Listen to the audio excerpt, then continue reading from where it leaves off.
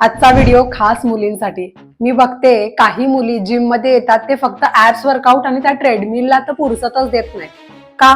तर पोट कमी व्हावं, कंबर सडपातळ व्हावी म्हणून. गायनेकोलॉजिस्ट सांगतात प्रत्येक स्त्रीच्या पोटावर थोडंफार फॅट असणं गरजेचं आहे युटरस प्रोटेक्शनसाठी. परत परत ऍप्स वर्कआउट करून पोटावरचं फॅट कमी होत नाही, कारण फॅट लॉस स्पॉट वरून होत नाही. संपूर्ण शरीराचा फॅट लॉस झाल्यावरच पोटही कमी होतं. कुठल्याही गोष्टीला लिमिट असते. कंबर दाखवायला स्लिम हवी, पण हे सगळे किडे करताना लक्षात ठेवा तुम्ही फ्युचरमध्ये होणाऱ्या मदर्स आहात.